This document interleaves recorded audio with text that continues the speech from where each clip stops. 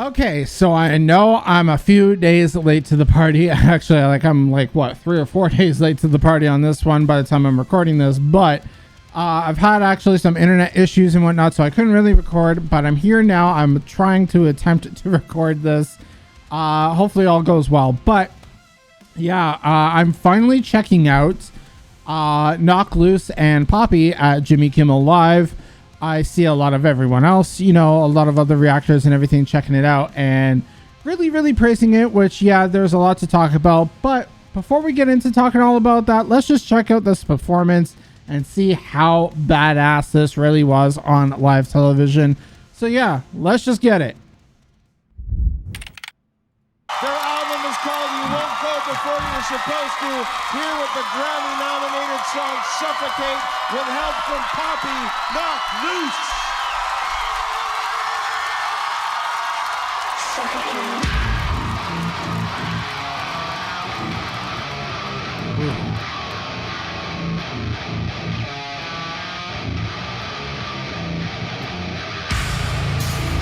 We got the mosh pit going already.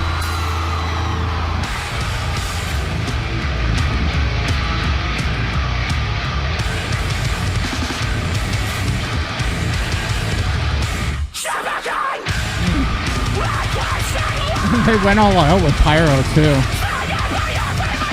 Oh, and it looks like it's raining.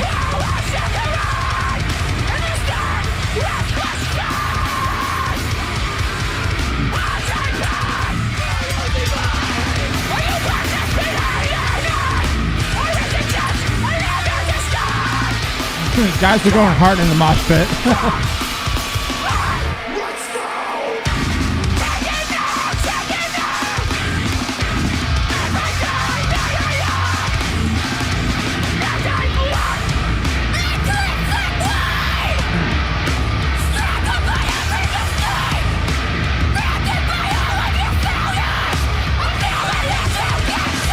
He's getting better live, eh?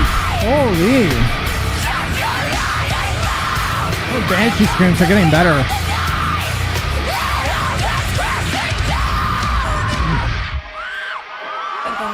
Connection. I love the separation. That little kick that he did there.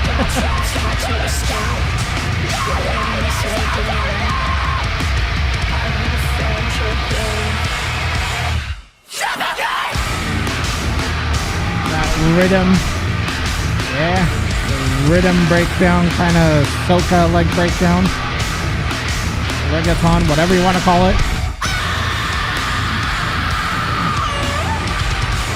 Oh, she answered like with Moan, like in the studio version too.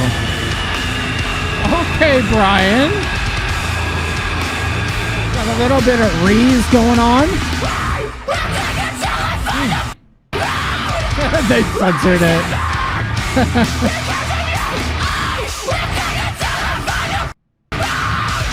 Oh, I know what's going on there.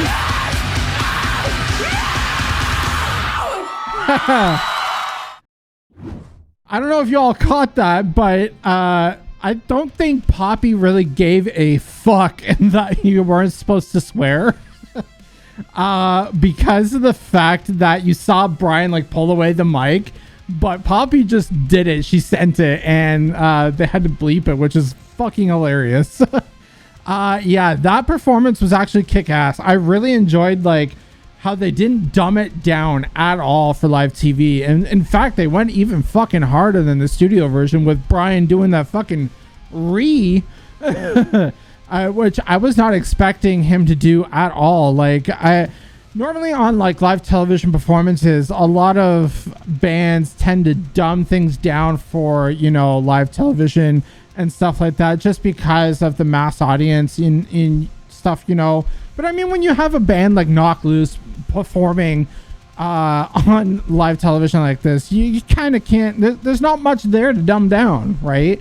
Otherwise it just wouldn't be the same, right? So I'm super glad that they just even sent it balls to the wall in the performance, pyro and everything, and the rain and everything. Kudos, shout out to the people in the mosh pit, still keeping it real, in the damn rain. That was sick to see. I love when crowds are actually still enjoying themselves, even in the worst types of weather. That always makes me happy as a metal fan. So yeah, really, really, really cool. Now we need to move on to the topic of why this is so huge for the metal scene and why everyone has been talking about this, you know? Yeah, so lately, if you've been paying attention to the metal world, well, this past year, we've had so many instances of metal coming into the mainstream, you know, whether it be like Spiritbox joining forces with Megan Thee Stallion, and you know, I could go on. There's so many things happening, like Slipknot on Hot Ones, and you know, all these kind of cool iterations that are happening and collaborations and everything, you know, that is just bringing metal back to the mainstream, which is really cool. And I know the elitist people are probably saying, oh well, metal shouldn't be in the limelight, you know, which, whatever, that's your opinion.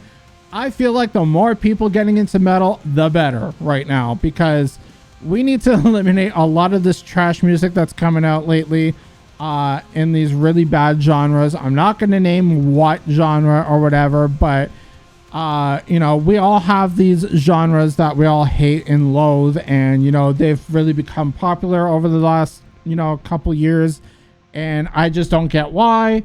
And it's really, really cool to see metal, a genre that uses actual instruments and stuff like that, come back to a main stage kind of limelight that it deserves, you know. I know that we've got, like, even though I didn't react to the performance till now, I know we have Karens out there and, you know, people just complaining online, demanding Jimmy Kimmel to apologize for bringing Knocked Loose on stage, which I just find so stupid. And it, you know, honestly, just, you know, I say to those Karens, cry more. Honestly, cry more. Because, like, honestly, us metal fans, if we watch Jimmy Kimmel, we don't complain about your pop acts or your country acts or whatever on stage. We don't care. So why do you care about our music, right? Like, I'm kind of getting, like, a little ranty on the subject. But, yeah, it's just, like, why care? You know, it's just music. Who cares if you like it or not? Some people do, some people don't. You know, it's all about just musical opinions. And you also have to realize, as a Jimmy Kimmel fan, if you're that much of a fan, you obviously don't realize that, you know, he's had heavy music acts on stage before. He's had Slayer, he's had Icy Stars, he's had Asking Alexandria, just to name a few. You know, he's had multiple metal and rock acts on stage before, and these people are acting like this is all something new. You know, I saw a woman is like complaining about how it scared her son or whatever, like her toddler son or whatever, right? And I'm just like, first of all, why is your son awake at like midnight Eastern when this was going on? You know, he should be in bed, for crying out loud. You know, so that's on you. That's not on Jimmy Kimmel. So I honestly don't see Jimmy apologizing for anything at all. And I don't want him to either, because then he's just cowering and, you know, cowering to the audiences and whatnot just to keep his numbers up, you know. So I really hope he doesn't apologize, just because if he does, that means he really is a coward in that sense, right? So please, Jimmy, if you ever see this video or any others, don't apologize. You know, don't cave into these normies. You know, you've always had, you know, metal and rock acts on your stage before. But yeah, to get back on topic for how big this is for the metal scene, you know, this kid, like, literally changed someone's life. Like, if they've never really dived deep into the metal scene and they're a Jimmy Kimmel fan, you know, and they're listening to Knocked Loose for the first time kill it on stage like that, they could have just earned a new fan. We could have just earned a new person in the metal community, all because of this performance. And I'm hoping to see next year the metal scene get even bigger, with even bigger names, you know, mentioning out metal and everything, you know. I still love the day that, like, as much as Drake has controversy now, I still love to see The fact that, you know, Drake even put out a shout out on his social media. What was it? I think it was 2023 or something like that, for Shani Crab from Entheos, right, on his social media. And then she was just on Kai Cenat's stream, of all people, you know, scaring the living shit out of people on his stream.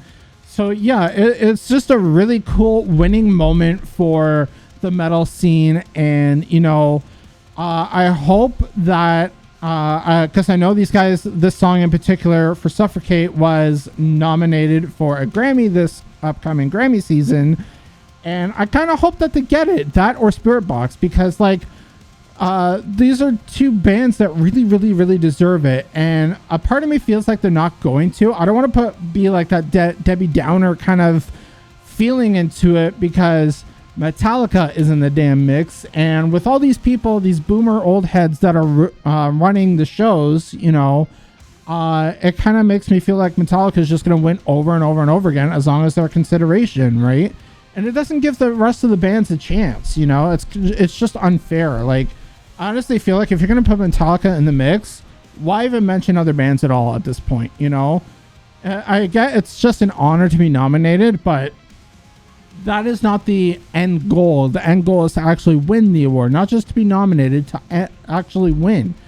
And a lot of bands, yeah, they do take gratitude in the fact that they were nominated. But again, like I said, that's not the end goal. And I feel like if you're going to mention someone like Metallica, where the old heads are just going to pick Metallica anyway, what is the point? Just make the whole list fucking Metallica, Megadeth, whatever, right?